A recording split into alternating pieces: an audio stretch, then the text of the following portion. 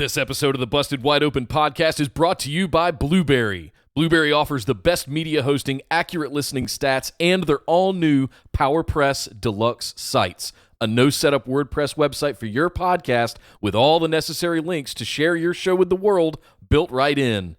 If you currently produce a podcast and are looking for a better host, or if you're looking to start a new one from scratch, head over to orbitaljigsaw.com/BWO and sign up for the best media hosting and a PowerPress Deluxe site to get your first month absolutely free. That's orbitaljigsaw.com/BWO, or just use the promo code BWO at checkout for your first month absolutely free. And now, enjoy the show. This is Jackson Riker with WWE, a member of the Forgotten Sons, and you are listening to the Busted Wide Open podcast.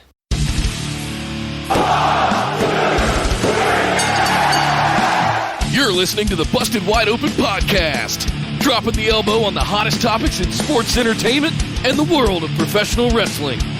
With your hosts, Nick Howell and Sir Ian Dangerous. Coming to you from the Orbital Jigsaw Network Arena in sunny Southern California.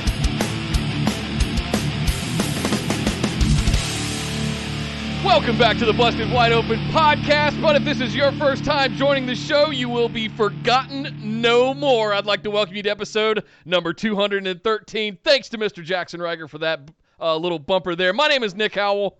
And I don't need to search for porn. I just look at the posts that JR likes on Twitter. I am Sir Ian Day. That man has some thirst. That man has some thirst. Welcome to the show, everybody, and we hope you're doing well with all the madness that's going on in the world right now. Jackson Riker?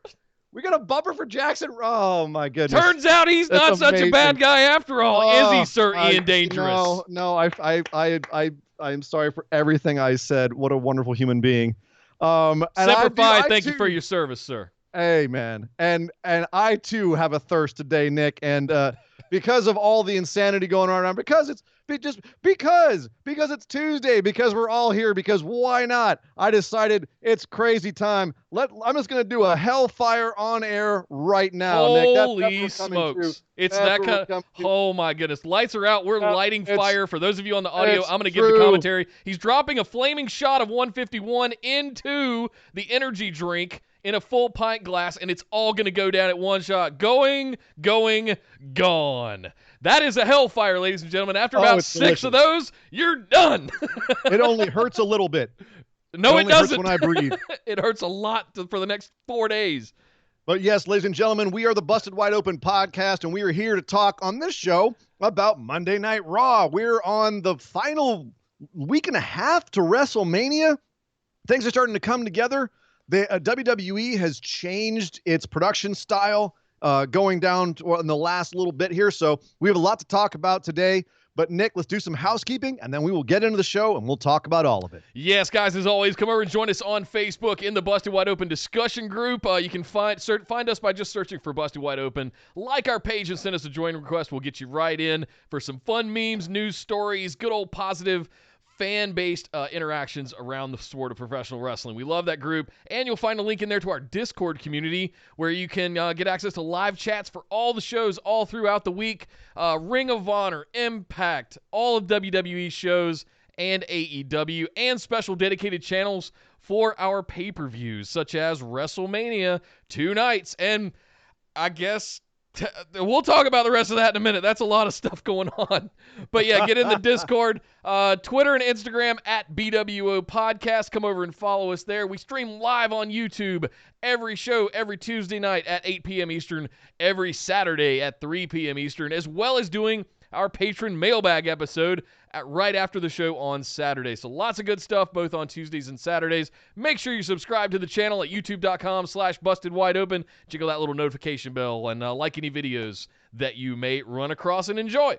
Last but certainly not least, speaking of the patron mailbag, you can head over to patreon.com/BWO. Sign up for one of those awesome reward tiers. It is the best way to support the show. Helps us keep the ads down and all that good stuff right here on the show and live every single week. But to our patrons, you are the fuel that rocks this machine. Thank you guys so much for all of your contributions every single month. We got a lot building towards WrestleMania here in the next couple of weeks, so just stay tuned. Lots of stuff is going to be happening, I hope, in the next week or so.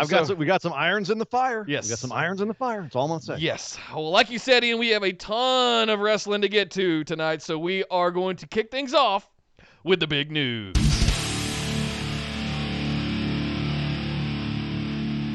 Well, it's official. NXT Takeover Tampa is no more. There's not even going to be a takeover special at all, from what we understand. It's going to just be airing on regular TV starting on April the 1st. I would say this is an April Fool's joke based on that date, except that, no, that was the official WWE website that posted that, and they're serious about it. And apparently Triple H will be coming out on NXT this Wednesday to break down how it's all going to go down. So, yeah, that's the plan. Takeover is gone. Takeover is gone, and it will be replaced by half of WrestleMania, which, as we said, is a 2-day event now. It'll be happening Saturday and Sunday, a week from this Saturday and Sunday. And so, yeah, 2 nights of WrestleMania and no Takeover. And Takeover, those matches will just be shown on NXT TV. How they're going to do that, if they're going to be pre-taped, if there's going to be no audience, I would assume. We don't know, but that's the plan as of right now. Do you think that that's going to live up to the hype of some of these matches there, Nick? Or will they be okay? Will they land the plane on this, given the fact that a lot of NXT TV tends to be pretty solid to begin with? And, I mean, well, for instance, will Gargano Ciampa, which is the man, whenever they seem to have like the big finishing moment in their feud, it always seems to get hamstrung. What do you think all this is? How is this all going to play out? So I have a skeptically optimistic, as I always do, kind of viewpoint about this. So starting with Survivor Series, we really started to see the folding in of NXT into the other two rosters, the other two brands. And we saw a little bit of that continue with some matches and interactions at Royal Rumble. Not so much an Elimination Chamber, but I'm wondering if WrestleMania, putting everything that's going on aside, if WrestleMania is the opportunity here to really push that direction, where we have 3 stables, 3 brands that are all in competition with each other, because we have so much crossover this time with Shayna coming up and going after Becky. We've got Charlotte and Rhea Ripley in a match. We've got other NXT matches that, frankly, are better than some of the matches that are on the regular WrestleMania card, so why not put them? And now we've got it for 2 nights. So you're going to tell me that we don't have room to put on some of the big 4 NXT matches that were on NXT TakeOver and make them part of WrestleMania? That's my hope. That's my hope, because now that we've got a 2-night platform, can we just do the matches we were going to do on TakeOver or on WrestleMania instead, and maybe the fallout of that, the fat gets trimmed and we put that on TV? Well, I think here's the issue, is that they need NXT ratings to stay up. Sure. And right now the ratings have just been tanking because they don't have any matches. They don't have anything to put on there. So they need to have something for TV there. In addition, I don't know if because right now, and we're going to talk about this later on, but right now they've got 13 matches officially announced for WrestleMania. Last year's WrestleMania had 16 matches total, including pre-shows. Right. That was a lot. If you split, which is a lot of matches. I've actually got it estimated, if they do every match that I can think of that they've been building towards, right, you've got, by my count, 18 matches for WrestleMania. And if you give and if you don't rush through some of them, make them P-break matches like they would if this was a normal WrestleMania show, you could probably get good 2 4-hour shows out of that. Do they have room to add NXT shows? I don't know. And because here's the other thing. I don't know if they're going to be, because obviously I think with the fact they're pre-taping WrestleMania this year, they're going to be able to trim a lot of the fat out of it. They're going to be able to cut out some of the slower moments of the show, whether that's the longer entrances. They're going to be able to make sure that they can get a 4-hour show in or a 5-hour show per day, whatever they want to do. I think they should stick to a 4-hour-a-day show to prevent burnout. That's just me. Yeah. They may do a 4 and a 5. They may do 2 5-hour shows. Who knows? But the bottom line is that I think they already have enough potential main roster content to fill 2 days. Do they need to throw in more NXT content into that might get overwhelmed by all the rest of the stuff they already have? Or should it be more special on TV where they want to drive their audience. You know what I mean? Like, so I could see both sides of this argument, where having it on TV or having it on WrestleMania, bigger stage, arguably yes. But NXT, it's going to mean more. The matches are going to mean more if they put it on NXT TV. So yeah, that's kind of where I'm at with it, where no matter what they choose, I will understand why they did it. But if I had my druthers, they'd keep TakeOver separate. Like, keep the NXT matches separate, even though it is technically the, quote, third brand. I don't think this is the year to really push that. If anybody wants a fun experiment, this Sunday, apparently they're going to be airing another WrestleMania on ESPN, I guess after the success of WrestleMania 30 a couple days ago. Because apparently that went over gangbusters. We had a lot of you in the Discord chatting about it, rewatching it. I had forgotten what a really good pay-per-view that actually was. WrestleMania that was. A lot of good matches in there. Plus you had the Daniel Bryan run up. So lots of good stuff happening there. I would be curious if you watch WrestleMania 32, time the entrances. And then over the course of the whole show, because if you remove the amount of time they spend on entrances at a WrestleMania, you can probably cut off 90 minutes. Because if you think of the number of matches that they have, times anywhere from 10 to 20 minutes sometimes for entrances, music, grandiosing, and all of that kind of stuff that goes on, we're not going to have giant ramps anymore. So we're actually starting to talk about the entrances in the chat here right now, and something I just thought is, again, WWE up until now, this week they changed their format a little bit, but up until now they've been very straightforward. They try to keep everything as normal as possible, just taking out the audience. If someone in the back really just goes, dude, the chains are off, we can do whatever the hell we want with these matches, you could have some absolutely batshit insane entrances this year, because they can pre-record them and do all kinds of stuff with them. You don't have to time them to when people come in. You know, think about like Charlotte Flair, the one year where I think it was her versus Asuka, where she came off the plane. She was imitating her dad. He came on the plane, the limo ride and everything. 34. Now imagine that dialed to 11, where you could just, you could have her, jump out of a plane and the camera could follow her as she's skydiving down to wherever they're having the match. And then they get there and, she hops on the back of an ostrich and rides an ostrich to the ring, because they can shoot as many times as they want to make sure the ostrich behaves. And she gets to the ring and, four big, strong men lift her into the ring. They toss her. She does a backflip, lands in the ring perfectly. You could get absolutely insane this, because you can shoot it until you get it right. And then you can have these absolutely over-the-top entrances. And that's just off the top of my head. Imagine what you could do with like a Seth Rollins and use like digital effects to make it extra cool. There's all kinds of stuff they could do with these entrances if they just stop and kind of go, really think about it and say, the rules are off. The restrictions are off. Let's go bananas. So that it could be a lot of fun. And honestly, considering the fact that a lot of WrestleMania is going to feel a little bit weird because there's not going to be a crowd, you're going to have to do some extreme stuff to keep people's attention. For that long, over 2 nights. Yes. Woohoo! Yeah. Man. Yeah. So hashtag too big for one night. Heyo. Hashtag phrasing. Right. But yes, Nick, that is the big news. Yeah. Well, thank you very much, Sir Ian Dangerous. We're going to head over now, and there's a lot of stuff that we need to break down of what went down over on Monday Night Raw.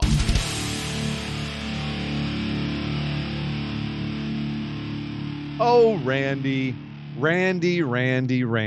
Once again, Randy Orton brings home the Oscar for greatest promo on WWE TV. He is on another level right now, Nick. He has found a new gear, a new groove.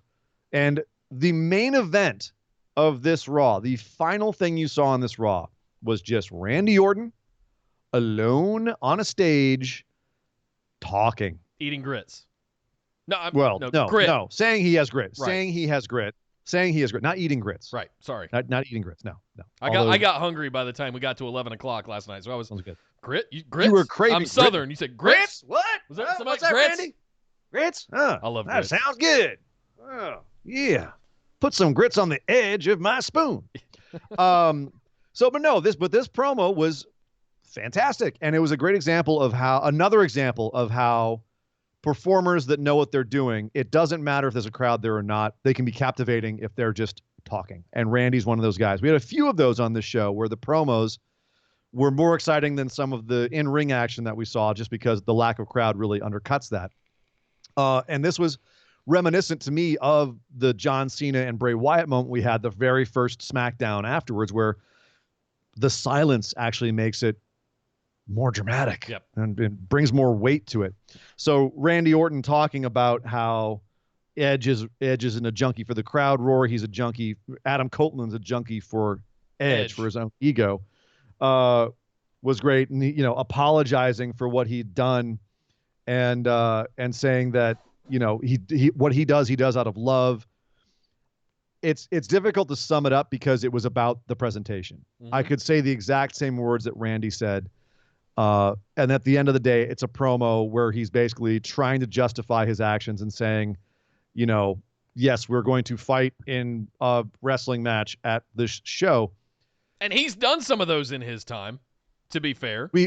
We've how many hundreds of promos have we seen? Yeah. And this was another, when you look at it, by the books promo, but the performer was so strong that it comes right through the TV and it grabs you and it makes you go, damn, yeah, I do want to see this guy fight this other guy. And that's the point, is talking butts into seats. Totally. That's like one half or more, depending on who you ask, of professional wrestling. It's not about what you can do in the ring. It's about, can you talk butts into seats? And frankly, with what they've been doing with this whole program with Randy and Edge, with what Randy did here specifically, you got my butt in the seat. Didn't have to be WrestleMania. It could have been any show, and I would want to see this match. I mean, I was already in as soon as Randy and Edge, we knew 2 months ago after the Rumble. Like, as soon as he gave him a concerto 2 months ago, it was like, yep, I'm in. Sold. Yep, I don't need to see anymore. Oh, wait, what? He also did it to Beth? Oh, shit. All right, yeah. Just let him fight. We don't need any more of this. Yeah. So I was in already. Like, this promo was a damn masterclass in how to build a match. In promos. And that was the one caveat I wanted to make about this, was it still felt like a pro wrestling promo. And it's something that, if you're getting creative with this, I would almost say maybe try to break the rhythm of a pro wrestling promo, because that's built for the environment of a pro wrestling, and they do it backstage too. When you do a backstage promo, and this essentially was just a glorified backstage promo, right? Because he was just in front, he was out in front of the Tron and saying it to the camera. But I almost, in this environment, want to see more of, like, break that down a little bit and, be careful of your pauses. Like, this is just like stupid technical acting stuff. Like, so again, please take it for what it is, which is just nitpicking. Yeah. But I almost feel like this is an environment where you could try something new and try to deliver this in almost a more direct, realistic isn't the word, but you could like, Randy has a style of speaking when he gives promos. And I would almost, I almost want to see what he would do if he was trying to speak this naturalistically, as opposed to in wrestling promo speak, sure, which is a very, here's the thing, Edge. Pause for applause. Prompts or and stuff like that. Whatever. Yeah, exactly. It's like, you don't understand the way I feel. And the way I feel is a thing that you can't comprehend because you're not me. It's almost like Shatneristic, you know what I mean? The thing that I don't know what to do. Want you to understand is that I am going to WrestleMania. And if I go to WrestleMania, I'm going to beat you. Edge. And so it's Edge. Exactly. So I don't know. That was just, again, super small nitpick, because I thought this was if for the form of a wrestling promo, this was great. Yeah. There was only one person in the show who had a better promo, and we'll get to that. But this was killer. Was it Jackson Riker? I can't ever say a sideways word about Jackson Riker again, man. I can't. That being said, the man does have amazing thighs. I'll give him that. Yes. Is there any? So one of the things he said in this was he looks around the locker room and says that there's no one in the locker room who's on his level career-wise. Essentially, is what he said. Is he? What do you think about that? Like it's a little thing I'm picking up on there, and it's just a line in a promo, but I just got me thinking, like just for as a mental exercise. Is there anyone in the WWE locker room right now on the regular, not part-timers, people like Randy, who are there week in and week out, who are on his level in terms of careers and in terms of legacy? Like, is there anybody else? I can think of one. You had me with career. You lost me at legacy. I don't think so with legacy. Not working today.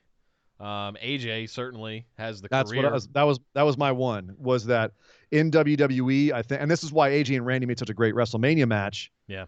Whatever it was a couple years ago, it was about, AJ's career versus Randy's career. And I think those are the only two guys you could really say like are on that level. AJ just happened to have most of his career and legacy outside of WWE, whereas Randy, it's all in WWE. So, but yeah, that's something to really like kind of contemplate. Damn, Randy is he's kind of the in-locker legend now. He's the old dude in back there, If you'd have told me that 15 years ago when he was acting a fool and doing all that crazy shit with what's his name? I can't remember the guy they almost replaced Batista with in Evolution when they kept getting injured. Oh, I watched the Ruthless Aggression. I still can't remember his name. I think that's kind of the point of what they talked about. But they used to joke around and cut up and everything. We are far removed from those days. Even shortly after that, when you had Edge and Randy Orton tag teaming, yeah, there was, now 10 years later from that, and we're getting this level of Randy. I think this is, dare I say, is this what Triple H saw in Randy Orton in the early 2000s? Did he see this potential and it just took 20 years to get here? It's funny because I don't even think Randy Orton reached where he could have gotten. Like, he didn't reach his potential. That's the most insane thing. I don't think Randy Orton truly ever reached his potential because of Randy Orton. I agree. And, for him to be as big of a figure as he is, despite in some ways not living up to that potential, that's insane what potential he had. And, you could argue the same thing for Brock, because Brock took 10, like, just in pro wrestling, we're just talking about pro wrestling, because Brock has the priorities that he has, because he took that time off of pro wrestling and went and did all the other stuff and dominated at that, not football, but at MMA. You could argue that Brock missed out on a lot of his best years in pro wrestling, and yet he's still the final boss of the WWE, And then those two guys were in the same, those two guys and Batista were all in the same OVW class. You know what I mean? What a class. Good Lord. I think Cena was even in it for a while. And just got up on the main roster first. But yeah, so no, it was like, Jesus. Like that's a talented group of guys. JB with $10 in the tip jar, by the way. Oh, thank you very much. much. In the world, JB, woman. That's unnecessary, but thank you. That's very sweet. Thank you. My goodness. Thanks. She says, thanks for giving us positivity and entertainment during these strange times. Love you guys. Thank you. We love you too, JB. Love you too, JB.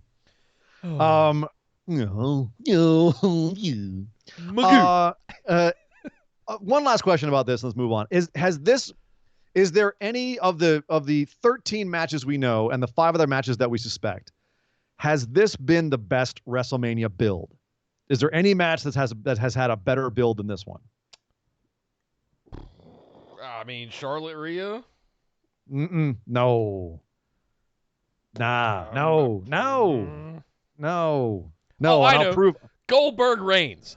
Oh, stop it. Okay. All right. No, So if you're not going to take this seriously, I'm going to move on. What the impact? Seriously, genuinely, the impactful return of Edge at Royal Rumble. None of us ever saw that coming. We totally saw it coming. Well, it was speculated, but if you had asked me a year ago that it told me Edge was going to wrestle again, I'd be like, no, he's not. He's done. Beth might do. No, I don't. I think we was speculated and rumored leading up to it, but I never saw that coming over the last couple of years. Then the concerto by Randy, the Monday after, and then the one to Beth, or the RKO to Beth, and all the stuff. Yeah. Absolutely, it's the best one at WrestleMania. Nothing's even close, and I can't actually wait to get to the end of Raw here because I have a little note about where we're going to run down what we know about WrestleMania so far and just compare. Because I swear to God, 80% of this feels thrown together. 70% just feels thrown together with no real meat behind it. This is the only match with some serious meat behind it. Yeah. So with some heat, meat, fire, whatever you want to call it. Hot meat. This is the only one. Hot steaming meat. But speaking of hot steaming meat, let's talk about AJ Styles. I don't know why. Let's go. That's a transition for you. AJ Styles cut a promo on Taker again. Came out to the top of the ramp with his boys, the Good Brothers, and cut a promo. It was, It was a little cringy, Nick. I'm not going to lie. His promo was a little cringy here. It was a lot of, your wife's making you do stuff. And look, here's Taker with a tiger. Isn't that funny? Aren't they weird? He was wearing yoga pants or maternity pants last week. Doppers. And that was pretty much the promo, was him making fun of Taker. You're old. Yeah. It just... I'm trying to think of, I actually didn't think of it before the show, but there's some reference to that where it's like the high school bully and his two like guys behind him. They're like, you're a stupid face. You call him stupid face. Like maybe it's South Park. Maybe that's what I'm thinking of. Yeah. Stupid gay Taker. Right? Like that's what it felt like. Was just like a bunch of dummies calling out the kid that they really don't want to mess with. Right. But the takeaway from this was at the end of this, AJ Styles says, all right, Taker, guess what? I'll sweeten the pot for you. I'll make it a boneyard match at WrestleMania. It's your match. Even though we've never heard of a boneyard match before, we don't know why it's Taker's match. Boneyard is ready. Boneyard. I guess it's going to take place in a graveyard, but they didn't want to call it a graveyard match because that would be insensitive to the fact that people are now dying out there. I don't know. Not a good time to have a buried alive match, guys, which is what I think it is. I don't know that we have clarification. So they called it something that would appeal to the Hell's Angels in the crowd, I guess, like Taker. But so I guess boneyard. I don't know what that means. Even WWE hasn't told us what that means. AJ Styles sure didn't tell us what that means. So I guess we're having a boneyard match at WrestleMania for whatever that means between AJ Styles and the Undertaker, which means they can go and have it in a boneyard. Well, it's like you were saying at the top of the show. They could get creative with this. Take it outside of the venue. If you want to make up a mock graveyard of sorts and have them like bash each other's heads over tombstones and shit, like it's disrespectful as hell. But we've seen Matt Hardy do worse. Have Undertaker literally rise from the mist in a graveyard and lightning bolts striking the tombstones. Like, just go ham with it. Yeah, get nuts. Why not? Get nuts. You want to get nuts? Let's get nuts. So I would be fine with that.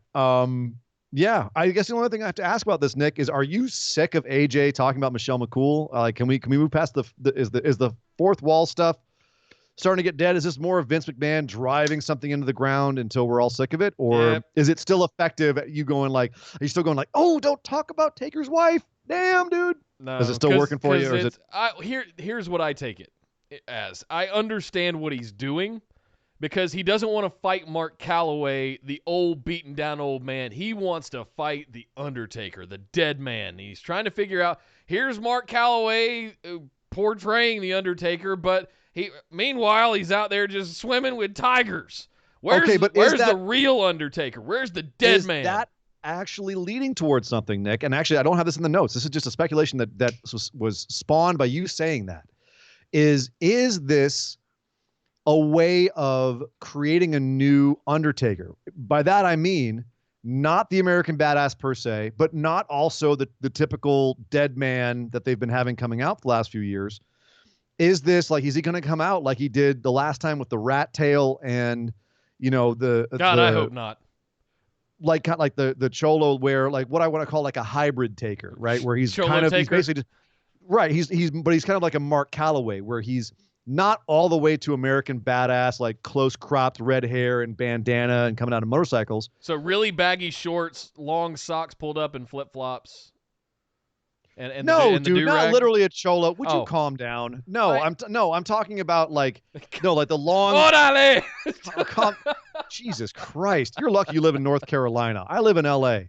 Come on, man, leave it alone with that stuff. All right. No, like the long vinyl pants and big boots and like a lycra tank top and then like a bandana and like a tied back hair. Like, are we going to see a hybrid of the American Badass Taker? Because you can't really go back to that because there's no Limp Bizkit music you can play now that people are going to accept. And him coming out on a bike's going to be weird. Are you going to see like a Mark Calloway coming out? Like, have they broken the kayfabe? Is kind of what I'm saying. I mean, if they had time for him to steer into that, but they're out of time. They can't. He hasn't had a chance to say anything back, nor do I really think he should have, unless it's digging holes and taking souls. And I want to hear Undertaker, rest in peace. I want to hear him be the undead warlock. I don't want to hear Mark Calloway yelling at AJ and leave my wife alone, AJ. Which he hasn't been doing. He just came out quietly, flipped the table, and was like, and didn't say a damn word, and just kicked ass. Which is kind of his thing. Yep. So do I think he's going to come out in a hybrid? No. I fully expect to see him in the hat and the trench coat and the gloves and everything. Right. Not in the Spanx and the do-rag. That would be a mess. I really hope we don't get that. Well, we'll see. Not for WrestleMania. Like, give me some kind of Undertaker entrance. Oh my God. It's a boneyard match. If there was ever a time to see the undead necromancer, the warlock, it's a boneyard match. Give it to me. True enough. True enough. I don't want to see Biker Taker in his Spanx with a do-rag in a graveyard. Are you kidding me? Shout out to Kyle with $11 in the tip jar. Thank you very much, sir. Woo! Thank you so much, man. He said, for all your hard work during this time and each day of anticipation for Mania. Thank you so much, brother. I'm pumped for this different feel of Mania. Mania. Me too. It's going to happen. I'm looking forward to the time when Undertaker sticks a tiger on AJ. He's going to come out of the grave, and a big old tiger is going to come out of the grave after him. He's going to take out AJ. And say, see, AJ, that's how you take care of the tigers. Only you could take care of the tigers. What I will say is I hope he does throw AJ into a pool with a tiger and Michelle McCool. Just to get their payback. That's some good content right there. Yeah. That's a video that would go viral. No. AJ in a pool with Michelle McCool and a tiger. Who comes out alive? Who comes? Michelle McCool. Only Money one McCool. Exit. Oh man. Well, Shayna Baszler had an in-ring interview that didn't go the way I expected it to go. No. She was being interviewed by Charlie, and Charlie was getting a little bit nervous. What's the matter, Charlie? Think I'm going to bite? That's right, Shayna. You bit somebody once upon a time, and it was really weird, and you haven't really followed up on it since. And yeah, good reference. But then Shayna did cut a nice, fierce promo where she said, okay, yes, I know what you're going to ask. You're going to say, if all I care about is destroying stuff, why am I going to go for the title? Well, it's simple, because if I take the title, I will destroy Becky Lynch. It'll destroy her. Cool. Great heel logic. Sounds fierce. The use of the word destroy was a little bit obtrusive, but nitpicking. And I was like, I like where this is going. And all of a sudden, out of the blackness surrounding the interview space, bang, bang. All of a sudden, Shane is laid out. What the heck happened? Lights come up, and Becky Lynch is standing there dressed in all black with a black chair, having it hidden in the darkness and taking out Shayna from behind. Whacks her a couple more times for good measure and then leaves. And that was it. That was the segment. All right, cool. We're back to just a couple of words and a little bit of violence. Is this okay? And this is going to be my question for all of the stuff, because this is all just basic WrestleMania build at this point. We've got to build these matches, and we don't have many tools to do it with. Was this effective at building their feud for WrestleMania? Did this write another good paragraph or chapter in their build to WrestleMania? And I'm just going to add this caveat, Nick, before you answer. Compare it to Becky's build last year to the Ronda Charlotte match. Mm-hmm. Is this better than that? Or is it just? Well, I mean, each have their own doing caveats. I was certainly way more hyped to see Becky and Ronda get hands on each other again after the myriad of injuries that the two of them had experienced the previous 9 months or so. And pause to just insert all of the crazy shit they did building up to that, like the brawl where they ended up in the police cars and were like kicking each other's heads through the window. Ronda kicked the glass out of the window, and then you had her Ace Ventura style just sticking out the window. Going, "Ah!" That's still one of my favorite banners ever. So here's my thing with this one. Number one, we all knew that when Shayna showed up at the Rumble, this was destiny. This was bound to happen. It was going to be a thing, and we were going to get it. And I think that might have taken a little bit of wind out of it. Am I excited to see these two get hands on each other? Yep. Am I over the moon excited about it as a WrestleMania potential main event? Or at least towards the end of the card? I don't know. I don't think so. I'm not that. Like I'm sitting there going, Charlotte Rhea. It's missing a little bit. Because here's the thing. It needs like, some even stank on it, and it doesn't have any stank on it. Yes, exactly. Like it needs another stank moment. Yes. And that was the thing with the Ronda Charlotte Becky thing was even though we were all like, why is Charlotte in there? She's diluting the pool here. What? By the time we got to the match, we all wanted to see the crap out of it. Like they built that up to a nice fever pitch. And even though it took forever, we were complaining about how long the build was. Like, they don't have enough time. They don't have enough to throw into it. It did feel more must-see than this. This doesn't feel as must-see. And I don't know what they can do now with the Was that because of Ronda's restrictions that they have, though, in your maybe, eyes? I mean, that's the thing. Ronda, for all the naysayers on Ronda, she was electric. She was electrifying. She was a presence. When she got into the ring, you were sitting there, like your eyes get wide and you go, okay, what's she going to do? Because the second she unleashes physically, you're excited. That's not Shayna Baszler. Shayna Baszler is by design not that. She is by design much more of a, I don't know how to put it. She's much more of like the scary monster that just kind of like stands there and waits for you. And then once you engage, she just takes you down and breaks you. Yeah. Right. It's not exciting. It's not meant to be. It's not meant to be fun. It's meant to be scary. That's her. But the problem with that, the downside, is that she's not going to be as energizing as Ronda is. So they've got to make this feud where Becky is actually afraid for herself. And that's not what this was. This is showing that Becky's not afraid of Shayna, is what this shows. Is Becky doesn't care about Shayna, she's not afraid of her. And the thing is that that's not going to be exciting if Shayna then just destroys Becky at WrestleMania and uses her style, which is just, stop, break, choke. That's not going to be as entertaining or as exciting as if Becky's going into this knowing she's going to have to struggle and being scared of Shayna, and the entire match is her trying to avoid getting caught in Shayna's hold and her grip. And it's a matter of us being on the edge of our seats waiting to see if Becky can survive. That's a very different take on what they're taking on this. And so I think that the last week, the last show, the go-home show of Raw, they've got to do something that puts Becky on her heels and makes us all understand that she should be afraid for her damn life going into this match and make us nervous for her. Because right now, we're not nervous for her. We're just two women going to fight. That's it. I'm going to steal Line Drive's quote out of the chat because this is akin to what I was thinking, and I want to give him some credit for really dialing it in.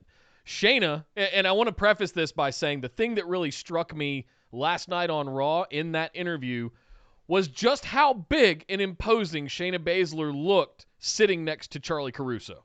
Which is, by the way, some really good where they put her chair, how they had her sit. It's Lord of the Rings camera trick. Really great stage, really great staging. Yeah. So I think that was fantastic. She looked massive.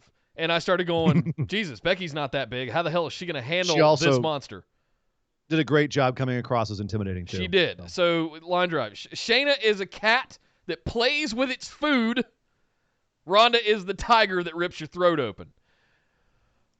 I don't know if it's cat versus tiger. They're both definitely. I know what he says vicious. though. It's a different. And I know, but I know what you mean. Two different kinds of cats. Yeah. Sure, absolutely. I don't get, like you said, I don't get the energy off of Shayna. She's just there to hurt people. I would actually expound on that, or expand on that, and expound on it, on that metaphor, and say that Shayna's more kind of like a dog. She's just going to go in there.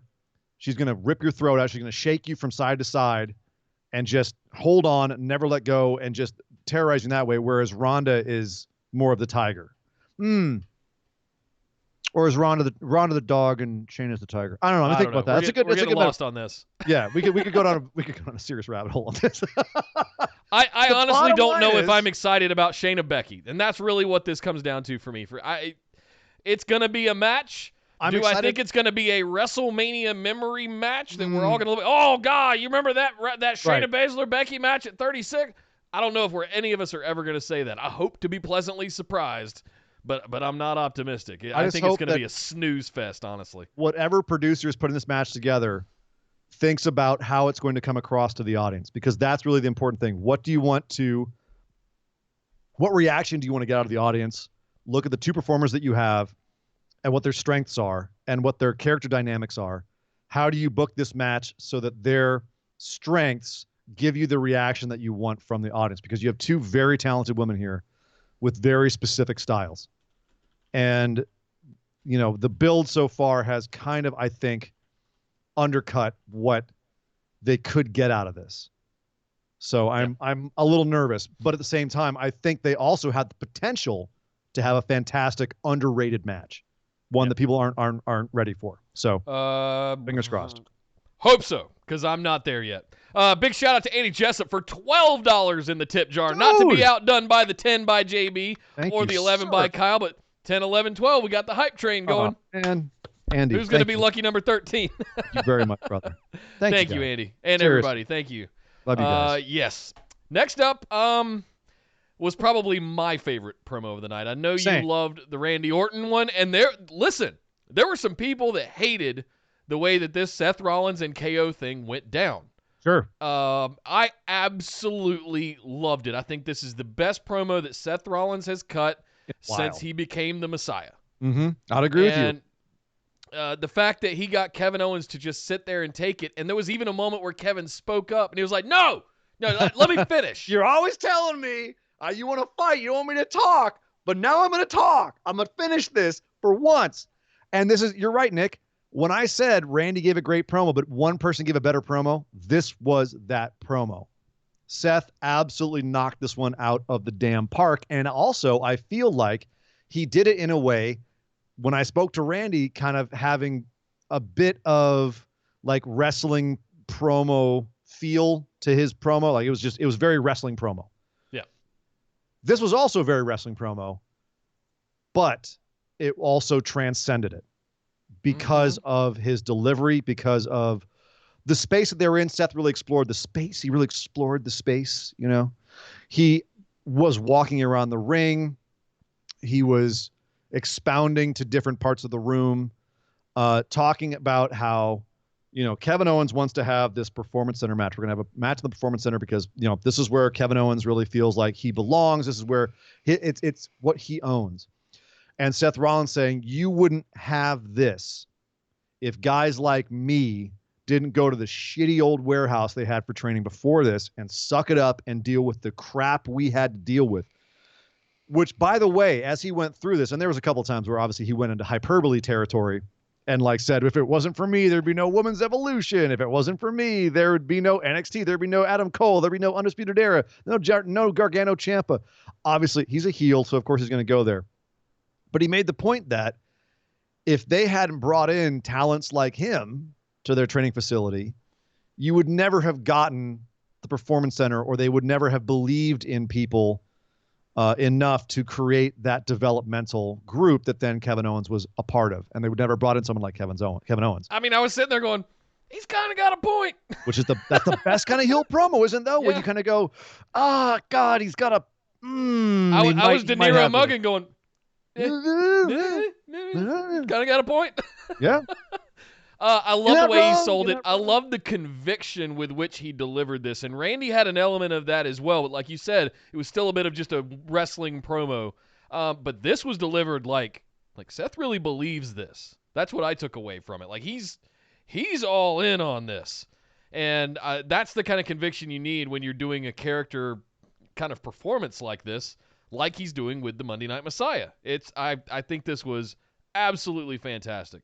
The only thing that I would say about it is Fight Owens' fight isn't one just to stand there in the ring like Dopey and just take it. And that's, I understand why, but I don't like that dumbing down of Kevin Owens. Okay. Just kind of like biting his cheek and being like, all right, get it over with, fine. You know what I mean? Like, let me just sit here and listen to you blather on. It did seem very unlike Kevin Owens. And honestly, that was the one complaint I had too, is that did undercut the fire of this feud, is to just let Seth, talk for. You remember when Kevin ran to the back to find AOP, looking for him in the back of the van, and that's when we got the Seth turn and the reveal. Like, Kevin was fired up. He was on a mission. He constantly was hunting these people down. And then with him and Joe, they were just, when Joe was introduced as beside him, things kind of just got goofy, and they were being like a comedy face team, like poking fun at him and stuff, but smart. We said they were smart because they didn't run into situations like that. Thank God. Yeah, no, they actually outsmarted Seth and his goons. Where's the fire?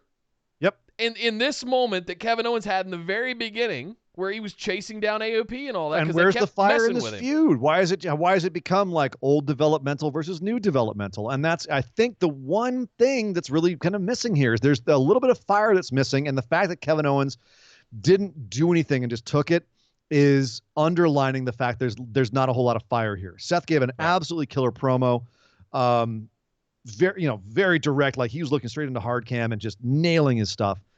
And I loved that, but yeah, it didn't. This segment ended flat because Kevin Owens did nothing. I totally agree. And I'm curious what they're going to do going forward with this idea of, the two generations of developmental talents versus each other, if that's just window dressing or if there's more to it beyond that. It serves the purpose of this feud for Mania. I don't know if it goes much beyond that. The one thing I did love is that, and maybe this is a way of explaining why Kevin Owens didn't do anything, is that Seth absolutely gutted him with his closing line. And that was, guess what, Kevin? Why did you challenge me at WrestleMania? Do you know what I've done at WrestleMania? I've cashed in Money in the Bank successfully. I've beaten Brock Lesnar multiple times. I win my WrestleMania matches. Even the WrestleManias where I lose, I win. I lost to Randy. I mean, he didn't say this, but this is me. He lost to Randy at WrestleMania 31. And he still wins the title by the end of the night. Like, the Seth Rollins, he's like, you can't beat me on my worst day. And at WrestleMania, I'm God. So what are you going to do? What you gonna do, brother?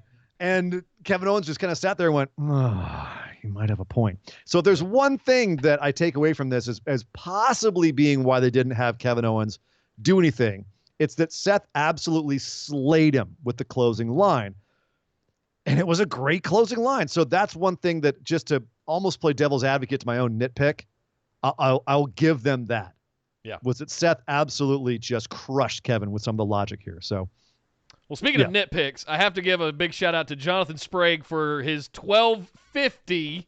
We didn't quite get to 13, but I see what you did there, sir. Very clever. So we've got 10, 11, 12, 1250. Who's going to come in with 1251? I think would be the next funny part of it. Thank you very much, Jonathan. New subscribers, thank you so Terrence, much, Karen. Man. Thank you for joining us here at Busted Wide Open. It is so appreciated. I want to talk about the next one because I have some things to say here. Okay. We had. Do you want me to run it down real quick, and then you can. Yeah, because I'm a little too emotional about it. So you do that. Okay. All right. Yeah. Well, so to summarize, we had a match: Andrade and Angel Garza teaming up against Ricochet and Cedric Alexander after a little backstage interview where once again we saw how Angel Garza affects poor Miss Charlie Caruso. Oh my, I've got the flutters.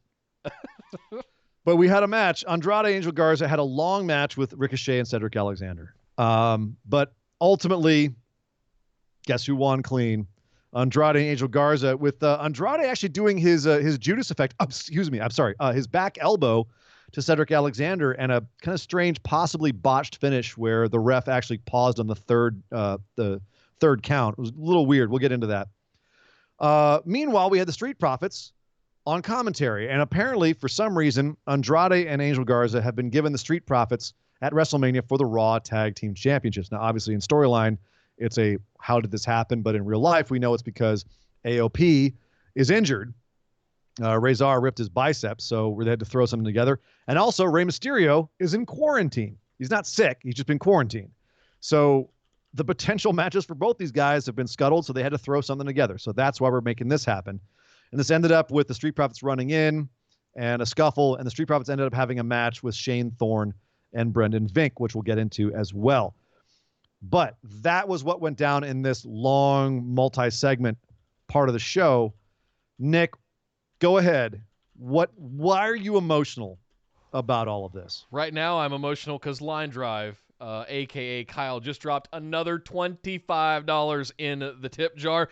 Not to sit there and wait at $12.51, but went straight to $25, raising the bar. Dude, thank you very much. I may need to make another Hellfire for this. You guys just blow me away every single week. Thank you. I can't wait for you guys to be able to do super chats on YouTube as soon as we hit 1,000. Yes. So Ricochet and Cedric. Did someone in the chat just say he dropped the Kyle dong? Yes. That was him saying that he's dropping the Kyle He's dong. dropping the Kyle dong. Oh. I mean, like, bang, eggplant emojis. There you go. Yeah, exactly. Well, every time I see that alert go off, it's. Anyway, you're doing this. I'm just saying. Oh, okay. That's for the YouTube. That's enough of that. This is a PG show, sir. Not really. My entire ass it is. Yeah, right. All right, sorry. So what are you emotional about? Was it Ricochet and Cedric that you're emotional about, or what's We know that Rey Mysterio last week had a match with Andrade. He has now self-quarantined, so that kind of thing is going on. Yeah. It threw him for a loop. Fine. I love Garza and Andrade as teaming up here, being a Latino stable. Are we getting some Latino heat action here? Twins when you see them next to each other. It's crazy. Yeah. So, but I was very excited to see Ricochet and Cedric Alexander getting some TV time against the U.S. champion and Angel Garza, one of the hottest commodities on the roster right now. But when I realized that the Street Profits came out to commentary and that this was basically just to have Ricochet and Cedric job out to Andrade and Garza so that the Street Profits could get in, run their mouth, and we end up with a Raw tag team match with Garza and Andrade, who's already the U.S. champion. I felt so bad for Ricochet and Cedric to the point that I want to understand. We speculate on Cedric backing ACH as potentially being a shitty retribution kind of thing. But what has Ricochet done, man? I want to understand what has happened with our boy, because this is not the Ricochet that was coming out hot out of the Dusty Classic with Aleister Black last year, that was going up against AJ and Brock. And like, what in the world? How did we get here? I don't know. I want answers.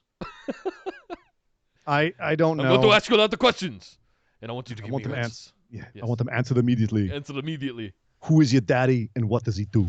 All right. Don't get me started on Arnold. You know better than that. Yeah, I wonder. I mean, at least they're on TV, but yeah.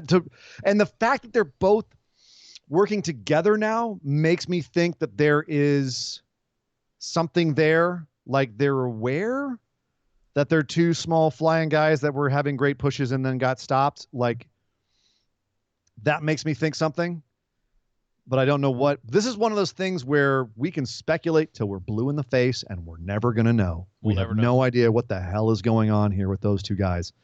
But yeah, there they were. And they were at this point about as competitive in their match as Shane Thorne and Brendan Vink were in their match against the Street Profits after that. Shane Thorne, man, like the guy who he just can't get traction in NXT. They bring him up to the main roster with former indie stablemate Brendan Vink, aka Elliot Sexton, who has worked in Progress, and he's worked in the Australian Indies, and he was a member of the Mighty Don't Kneel at one point. So this is actually makes sense to have Shane Thorne teaming up with them again. But and the other thing is, it's not even like Cedric went down to a finishing move. He went down to a back elbow in their match, which I think might have been a botch. He might have screwed up, or they're trying to make that elbow even more deadly. All I know is he sold it like a god. The slow-mo replay where they showed it connecting, and he just let out a stream of spit that looked like his head. It looked like he ejaculated. Like there was just like, bloop, like just ropes. Did you just tell me this was a PJ show? Did you just come down on me? Good Lord, Nick, where is your mind? PG-13. All right, we'll meet in the middle. Yes, all right. It looked like he had a mouthful of spit and he just spit it all out at once because it looked fantastic. It was probably the least hygienic thing I've seen on wrestling TV since this all began. I used to dip tobacco and I didn't generate that much spit. So where in the hell did that come from? If you had, it would have been black. So it's probably a good thing you didn't do it because it would have been disgusting. It looked like he would open them up inside the mouth. But anyway, it did look really devastating. So at least that protected him. But at the end of the day, like they didn't even go out to a finishing move. So yeah. They're in trouble. On top of this, like we have a feud for the Raw Tag Team Championships that's got nothing to it. Like, all right, this is a B or C level pay-per-view build for the Raw Tag Team Championships at this point. Like, and again, I can forgive it because they really didn't have any choice here. They were just hamstrung by all the circumstances. Right. I hope next week they can give us more reason for these guys to be competitive with each other, aside from having this whole long kerfuffle of a segment. The other thing I wanted to say here was I'm noticing Ricochet is not doing the superhero thing anymore. Do you think this is them recognizing that, doing a full reset and kind of repackaging Ricochet to an extent? Shaved his beard, too. I don't know if that's going to be a constant thing. He dropped 5 or 6 years from doing that. Yeah, it looks like he's about 14 now. Little boy Ricochet. Yeah. Oh, hello. Hi, I'm Rick O'Shea. I know it's a joke that everyone's made. I can't help it. I'm sorry. It's just, little boy Ricochet. Oh, he's so adorable. Yeah.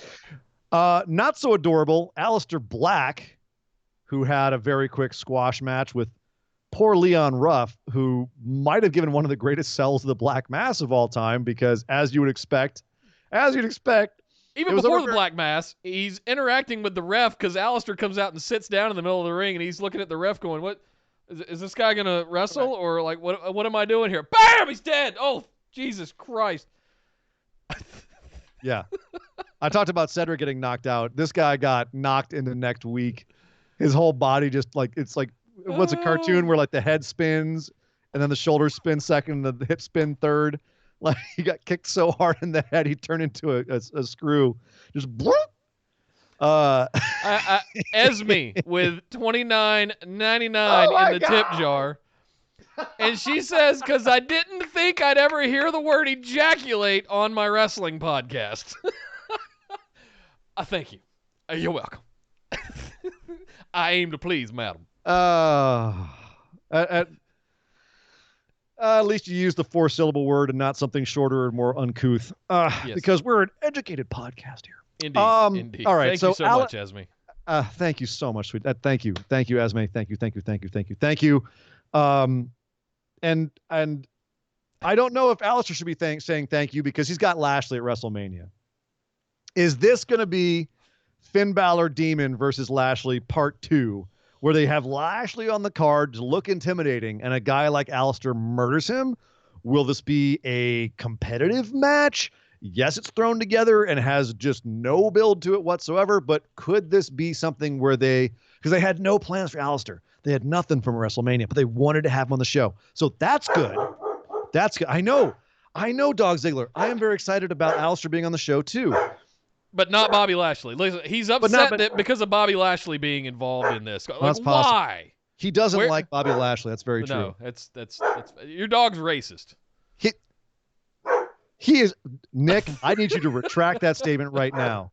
Okay, I'm sorry, My dog is an open-minded individual who loves everybody, regardless He's an LA of race, dog. I creed, forgot about color, that. Yes. or ethnicity or anything. That is an insult to my. I understand. Yes, Ziggy, I'd be mad at him too for saying that. Yeah. I'm sorry, Ziggy. Horrible. It just came out. I'm sorry.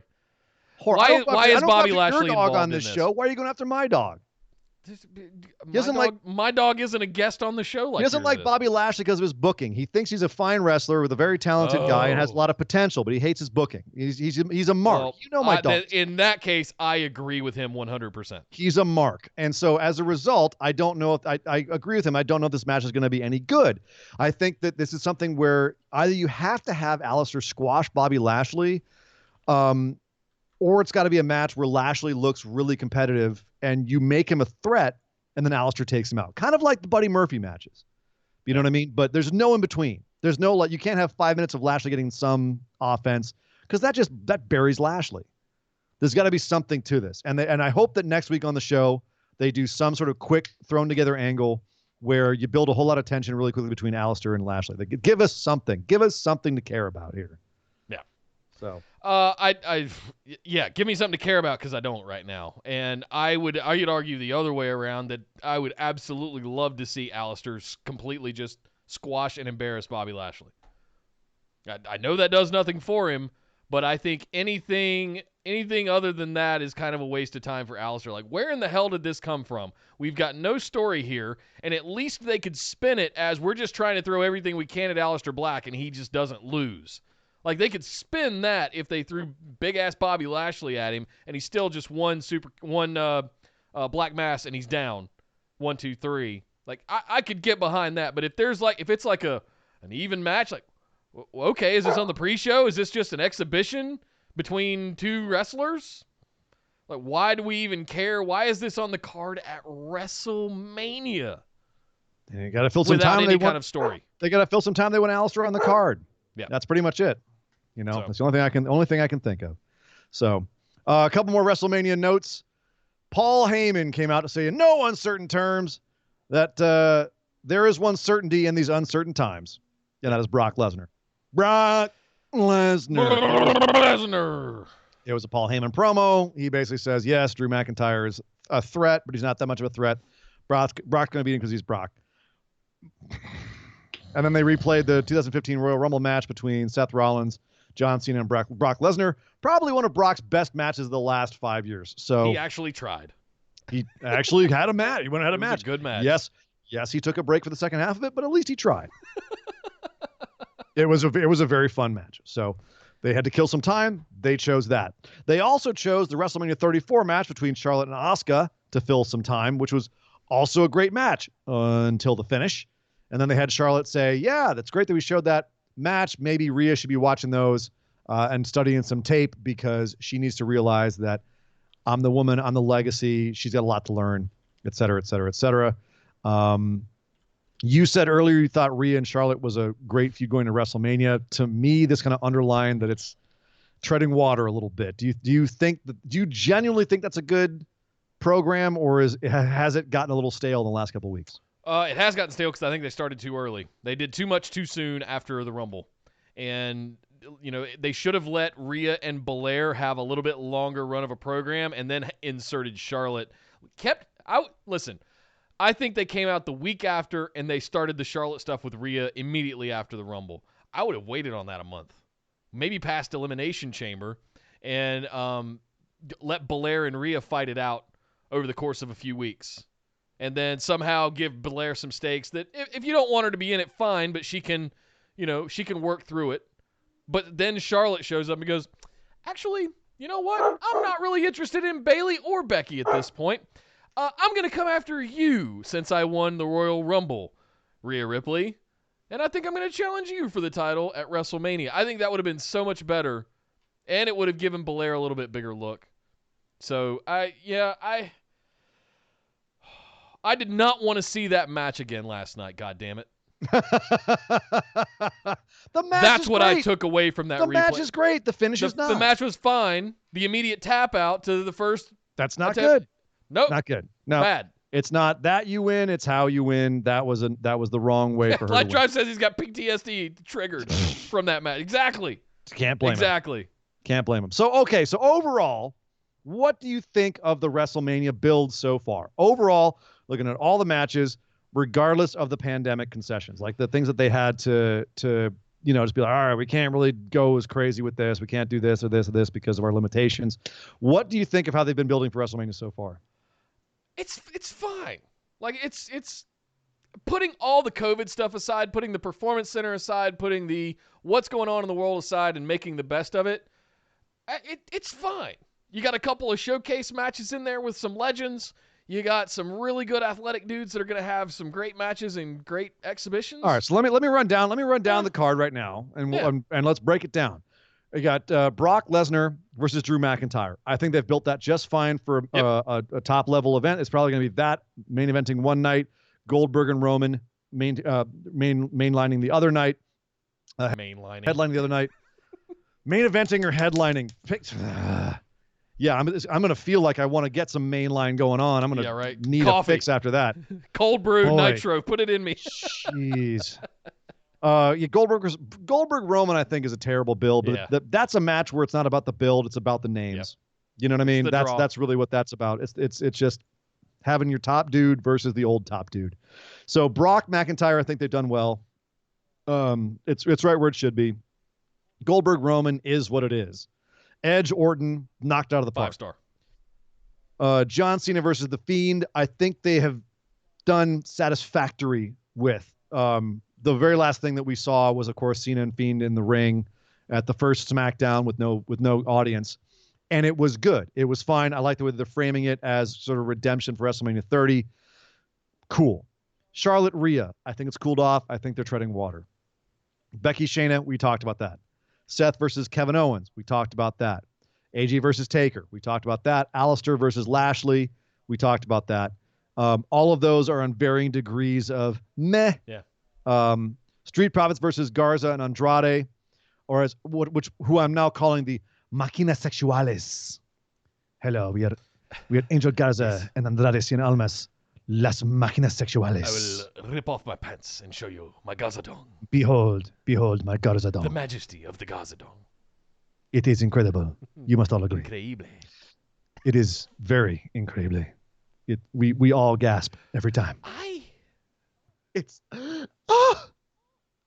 my delicate sensibilities. So that we said about that match, like it's thrown together, but they were their hands were tied. It had to be thrown together. Bayley versus Lacey versus Sasha versus Naomi versus Tamina, not with Dana because she's sick. So now it's a fatal 5-way for the SmackDown Women's Championship. I don't know what the hell that Paige crap was last SmackDown. It is what it is. It's there. It feels like a typical second tier or third tier WrestleMania match. Fine. Elias versus Corbin. Real quick on that one. Scuttlebutt on Nia coming back to be that sixth person in that Have not heard. six-pack. Have not heard. Are you hoping for something there, Nick? Are you No, fingers crossed? There's rumors going around to replace Dana since she's praying, yes, praying but for the other way. Oh, okay. Praying that it just stays like that. But I mean, listen. Oh, please, I'm gonna stick sweet by- baby Jesus, give me back my lovely Nia for the 6-pack challenge at WrestleMania. Not only do I have to get a dubstep version of her theme song on my phone, but I would also love to see her lovely entrance and her presence in this 6-pack challenge. Could we have her win the SmackDown Championship while we're at it? Oh, please, sweet baby Jesus, thank you very much. In you we trust, amen. Sasha Banks is winning this. I called it a few weeks ago. That this is the whole point. This is what they should have done at SummerSlam. So okay, we'll see. Have Sasha versus Bayley. So back where she's a heel. We'll see. I have no idea what to think about this whole thing, and I'm just kind of, I don't know. Throw my hand. Oh, they've executed it terribly. Yeah. It's no excuse. I don't know what Paige has to do with anything. It's just, it might have been because all their plans were thrown out the window and this all happened, and they just didn't know how to pivot. We have Elias versus Baron Corbin. Kill me. This is my kill me. This is my kill me match. This is my just shoot me in the head before I have to watch this match. And then we have some matches that I'm speculating on, like based on how the show's been going. Matches I think will happen at WrestleMania.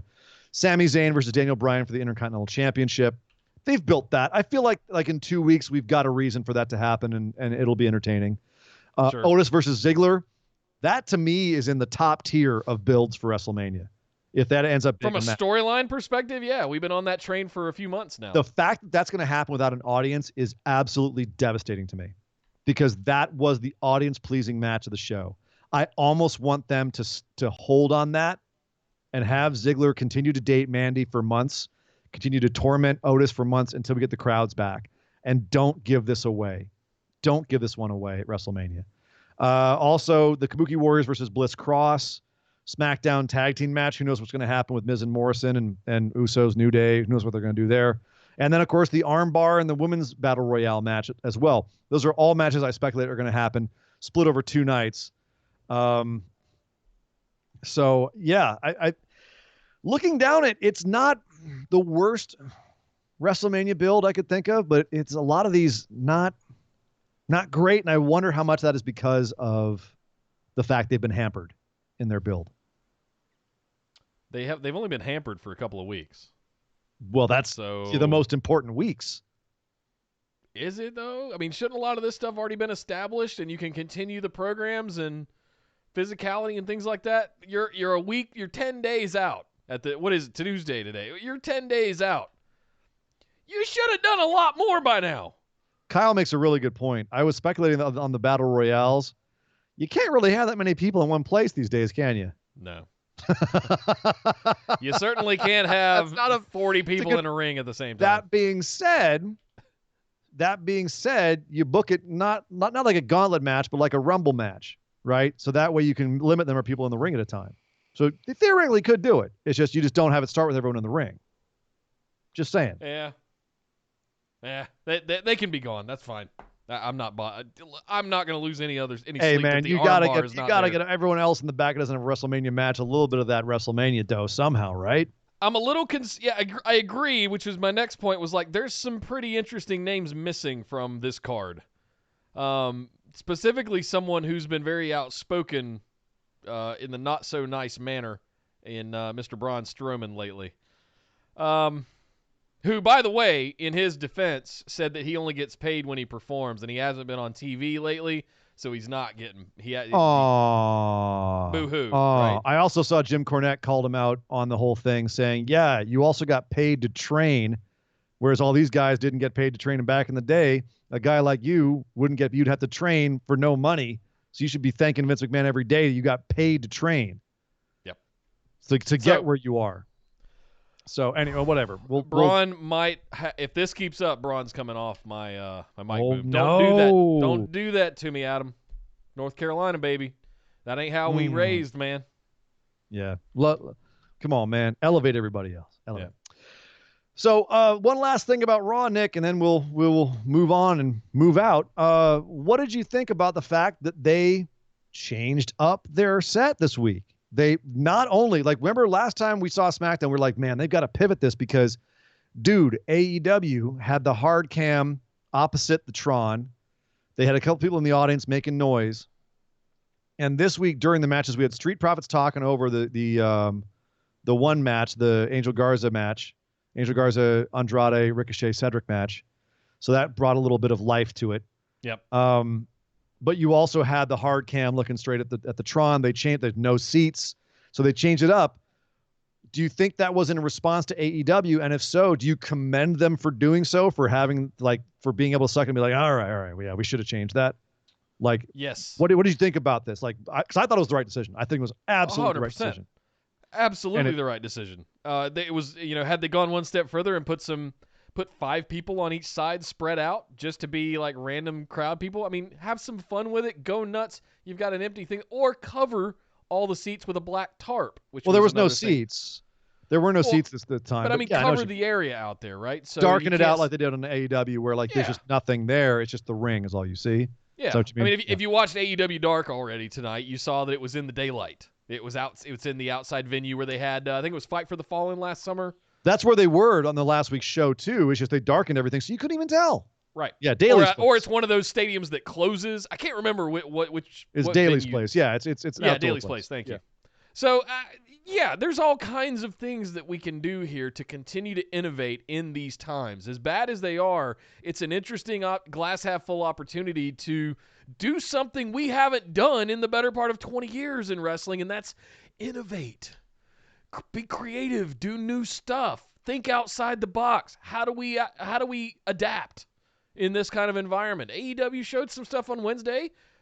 WWE picked it up last night with Raw, and we're going to see these two companies continue to evolve their programming and their delivery mechanisms and style of their sets and frankly, video packages, you know? If it, even if you're listening to the show and you're not a fan of AEW's product, the fact that they're innovating and trying things and WWE's now looking at that and saying, ooh, that is a good idea. It's making like, if you prefer WWE over AEW, guess what? AEW is actually helping improve WWE at this point, and that's a good thing. That's another reason why having that competition is a good thing. They improve each other. They look at what the innovations that the other guys are doing and saying, oh, man, we can do that too. That's a great idea. Yep. So, yeah, love the fact that WWE actually looked at that and said, that does look better. That does feel better. And for those of us watching who don't want to see a crappy show where, it feels wrong, and this was definitely a better show because of that, I'm grateful for that. I'm grateful that WWE was able to say that was a good idea. Yeah, we're going to do that. So, Nick, I think that's it for the Monday Night Raw. That was all. Did you ever say what you were thinking about the WrestleMania card at this point? I don't remember if we had heard that opinion. You asked me about it, and I was kind of like, yeah, I think fine. I said it. Pretty much it is what it is. I feel like it's not as exciting as WrestleMania cards of the past, but I truly do believe that every instance that's the case, it's because of the difficulties that they've had, with all the restrictions and everything. And some of the stuff that I think is some of their worst builds, Elias and Corbin and the SmackDown women's stuff, very little of that has to do with the pandemic, and that's more to do with just bad booking on their part. So I don't have an excuse for them for that. Yeah. And there's always those matches going into WrestleMania where we go, man, they built that terribly. So yeah, I think that, Roman and Goldberg, that build is crap. But again, I just kind of sweep that under the rug because it's like, it's Roman Goldberg. Like, it's the Brock match. It's the Roman match. They don't care about a build for that. It's just the names. It's just getting people who want to see Goldberg in action again. So I'll say this. I think this might be the first time I care about a Brock match at WrestleMania. In a long time. Well, it's because of his opponent, though. Not because of him. Sure. But I'm wondering if it's going to be a real match or if it's going to be a thing to really strap the rocket straps to Drew. Poor Drew. He tweeted out that he did not envision this moment being like this. I mean, can you imagine you work all those years, do you ever go through everything that he went through, and your WrestleMania moment is going to be in front of no one? Like, if they're planning on this being a coronation for Drew, and this should have been in front of 100,000 people, and you get to raise that belt and defeat the monster, defeat the final boss, one of the literally handful, count on your hand, number of people that are allowed to do that in general, let alone at WrestleMania. Multiple times. And he's got to now do that in front of nobody but a camera crew. That just, like, if it's a weird thing because, I want to just judge everyone on their merits and their in-ring capabilities and their talent and how they are as human beings. And, it's why after everything that's happened, like, we've all kind of come around on Roman Reigns and been like, all right, he was a victim of really bad booking, but good dude. He's really talented. All right, fine. With Drew, like, we all want him to win. We all want him to have that WrestleMania moment and beat Brock Lesnar and be the guy and get the coronation. Like, that's something that he's got that Roman never had from the crowd, from the masses. Yeah. Drew has that. And my God, if he didn't have it before because of the work he's put in, the effort he's put in, and the time he's put in, to now basically have that, the biggest moment of his career, hamstrung, taken away, muted, if you will. If I didn't have love for that guy before and, like, empathy, I would now. Like, that's heartbreaking for me to think about for him. So, especially after the pop he got at the Rumble. That place erupted when he won the Royal Rumble. Yeah. Not to mention when he kicked Brock Lesnar in the face out of the ring. That didn't hurt. But I think about Edge and Orton too. Like, they wanted to come back in front of a big crowd. This is Shayna Baszler's debut. You know, like, it's going to be a big deal for her. And if she beats Becky, it's going to be an even bigger deal. Like, yeah, she's not going to get that big face pop. People are going to be probably pissed off at it. AJ Taker, like, all these guys. I'm like, that just sucks, man. I really feel for these guys. Yeah. Having to do it this way and not having, like, that's what wrestlers feed off of. That's what keeps them coming back way beyond when they should have retired Undertaker. Is that crowd, that feeling of the roar of the crowd, the interaction, right? Like, you can't let it go. And they're being forced to let that go. That is the most tragic thing I can think of. Yeah. So my heart goes out to all of them who have to do this show and not feel that from the energy. Yeah. Well, guys, that was it for Raw and WrestleMania. We got one more week to go of shows, and we'll see where things go from there. But now we're going to head over and do our moment of positivity. Moment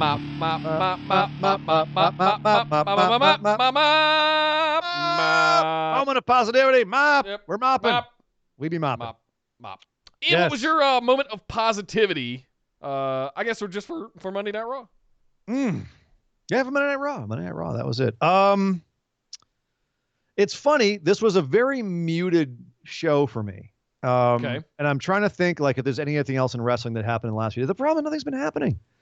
Like, you know, even the news segment here is kind of spare. Like, there's not a lot going on right now because there can't be a lot going on right now. We're all kind of trapped.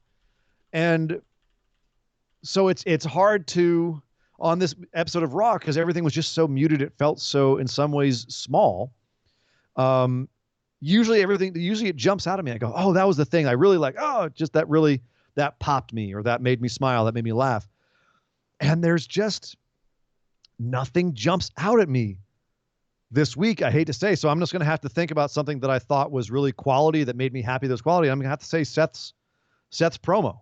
Now I'll go in if you want to think about it for a minute, but mine is definitely Seth's promo, because this was the first time I became a believer in the Monday Night Messiah.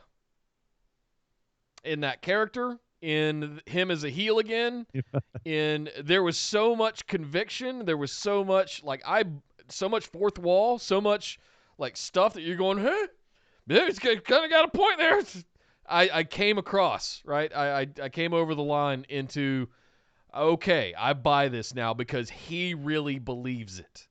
He really believes in this thing. So, yeah, barring Kevin standing there and just taking it, this was definitely my mop of the week, and because of that.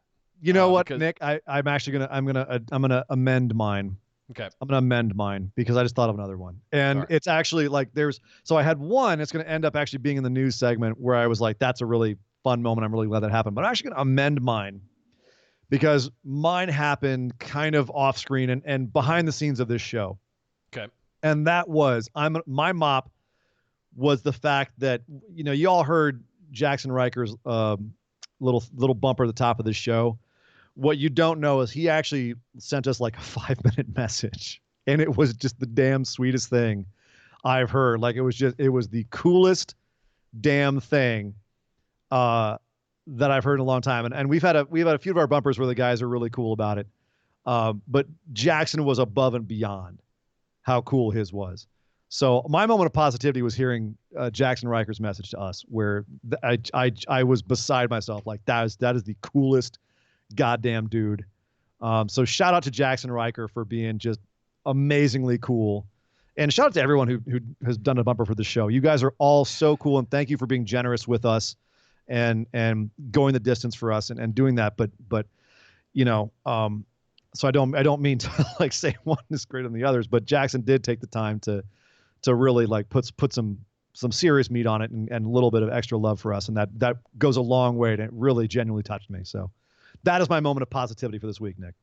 Really good. And I guess I have to completely rewrite my Nick booking now because I did a lot of Jackson Riker writing to trigger you. And you don't hate him anymore. So Jesus I never Christ. hated him. Don't put me on that. I didn't hate him. Come on. It's on record, Ian, in previous episodes. No, it's not hate though. Oh, come on. Hate's a strong word. Malcontent, I should say. Malcolm Tent? Malcolm Tent, yes. All right, okay. All right, guys. Well, thank you very much. Oh, God, no, we're not done yet. We've got geez. just enough time for our other news lightning round. Beep, beep, beep, beep, beep, beep, beep. So close. We're almost out of here. Ratings news. Raw still did 2 million. 2 million viewers. It was 33rd on the night in viewership. 3rd, 8th, and 10th by hour in the demo with a 0.63 overall. So holding steady considering most of it was a recap show and lots of promos and some matches we've already seen before. Still 2 million. Not bad. Even though everyone is trapped at home. I don't know. Ratings are, I don't know how to think about them right now. No. Although I do know how to think about this. ESPN showed WrestleMania 30 on Sunday and got 800,000 people to watch it. That's nuts. What is ESPN doing right now besides that? I mean, this is actually kind of... I had this epiphany today, and I'm sorry to hijack the lightning round, but I wanted to speak about this since we've got a couple minutes. ESPN is mostly useless right now. There's no Major League Baseball, there's no NBA, there's no football, and it's all just like opinionated commentary shows. There's nothing to report on other than like leading up to the draft in another month. Like everything's shut down. It's kind of genius to go out and license previous WrestleManias to eat up 6 hours, maybe even longer, of slate of previous WrestleManias that were really good. And if this is a test to test a working relationship between WWE and Disney, ABC, ESPN, where could this go? I don't know. But 800,000 people on a Sunday watching a 10-year-old wrestling program? I don't know if ESPN 8, the Ocho's dodgeball tournament, got that many ratings. Like, holy smokes. Yeah, I'm not sure if this is an Andrew James, Robert Patrick Martin either, but at the same time, like, I'm pretty sure that they looked at that and said, you know, we got to do this some more. It's a bold move, Cotton. Let's see how it works out for. It worked out pretty well. So yeah. ESPN getting their money's worth from licensing Vince McMahon's programming. As we mentioned, Dana Brooke has been pulled from the six-pack challenge due to feeling sick. So she is not well. She is currently under quarantine. Hopefully it is not serious and just a slight cold or something, but they didn't want to take any chances, as they shouldn't. And she will no longer be wrestling in the six-pack challenge. Also, as we mentioned earlier, Rey Mysterio is in quarantine as a precaution. We don't know why. We don't know if he's had any symptoms. We don't know what that's about, but he is in quarantine. So fingers crossed for Rey Mysterio. Hope everything's okay. Hope everything's okay for everybody. We didn't see King this week either on Raw, because apparently he finally was like, yo, I'm the wrong age group to be going out on a show. Yeah, I'm out. Breathed on. I'm out. Staying home. JR is actually I think I've heard he's not going to be on AEW this week as well. Yeah, so. Cody's going to be on commentary apparently. Correct. So smart. Keep those dudes home. They are priceless treasures. Even if sometimes we nitpick, but they're priceless treasures. Keep them at home. Yes. Speaking of AEW, they are rescheduling some of their shows. Their upcoming Dynamite shows that they hadn't already canceled or rescheduled, and they're getting rescheduled. April 22nd at Philadelphia at the Liacouras Center is now being pushed back to July 29th. At the Fertitta Center in Houston, April 29th show is now pushed back to November 4th. In New Orleans at the Uno Lakefront Arena, May 6th show, that's now December 2nd.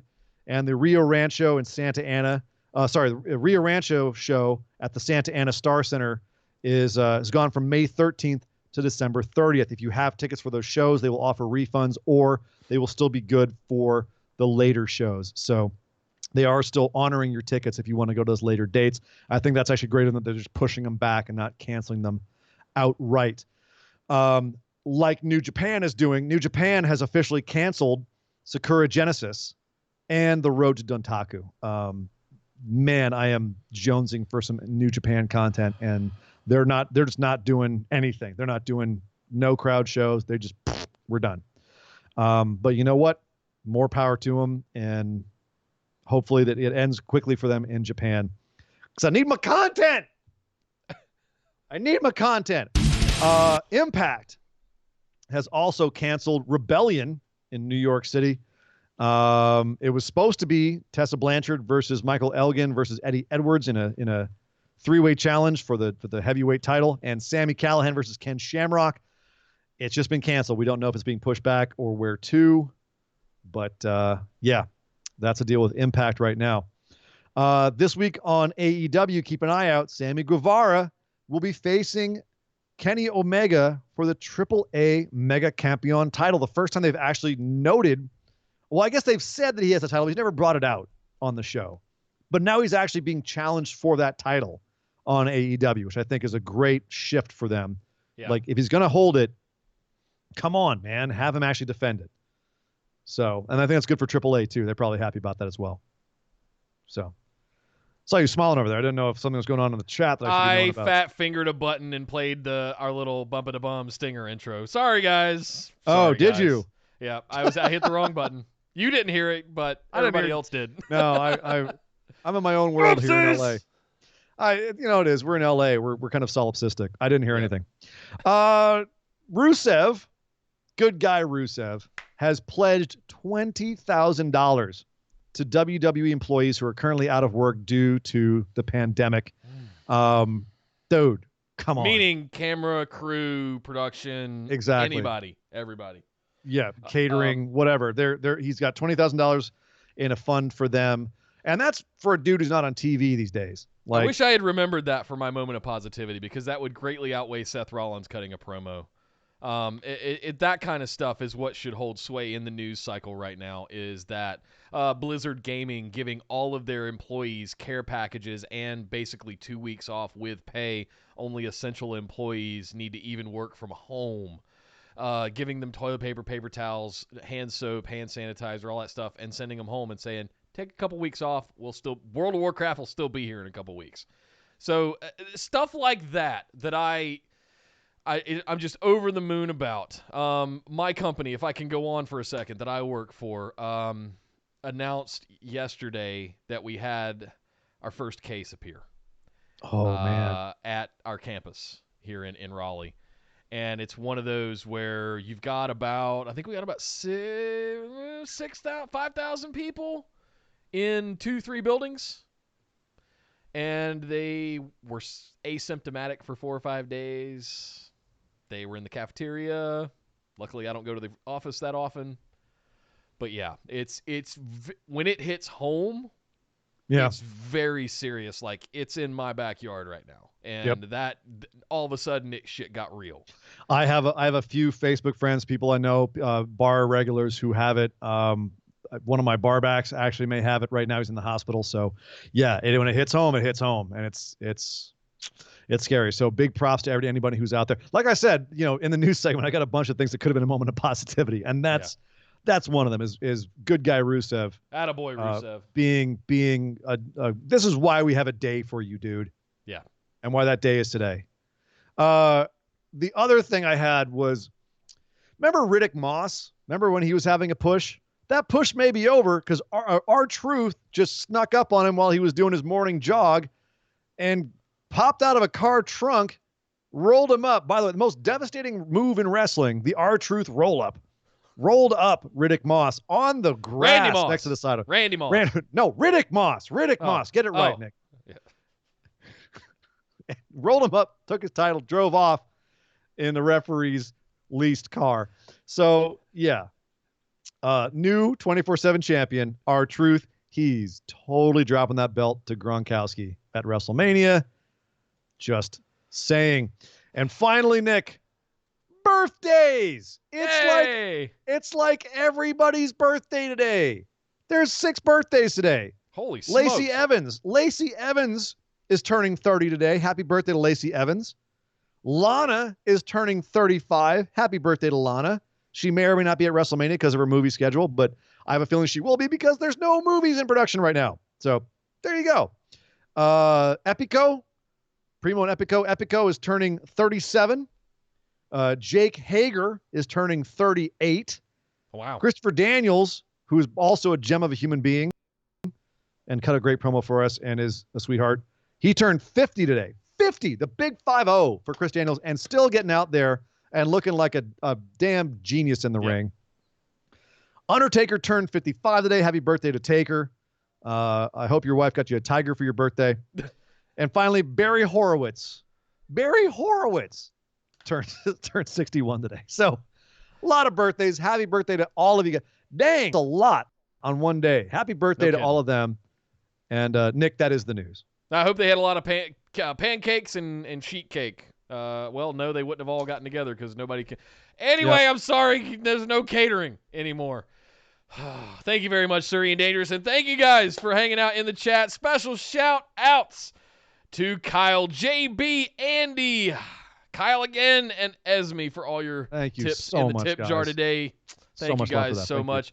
Thank you guys all for joining us in the chat, for all of your likes and subscribes and all of those good things here on YouTube, where we stream every Tuesday at 8 p.m. Eastern and every Saturday at 3 p.m. Eastern. It's youtube.com/bustedwideopen for the uninitiated. Come on over and join us. We're racing to 1,000 subscribers. We could use your support. Please come help us get there. You can also find us over on Facebook in our discussion group, which you can find by searching for Busted Wide Open. Like our page and send us a join request where Sheriff McDonald will escort you directly into the group, over to the rules section, so you don't post any spoilers and any mal content.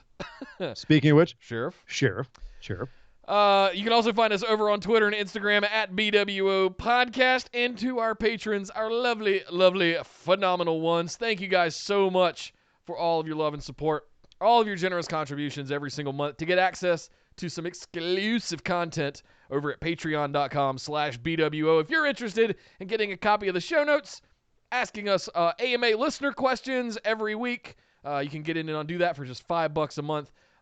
Bonus episodes up at the $10 tier, sweet swag, Skype calls, all kinds of stuff over there at patreon.com/BWO. But my name is Nick Howell.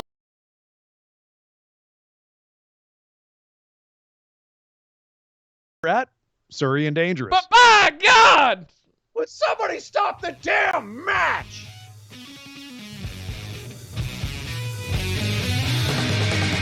This show is part of the Orbital Jigsaw Network. For more episodes, subscribe to us on iTunes, Google Play, or Stitcher Radio. For details and show notes from each episode, check us out, orbitaljigsaw.com.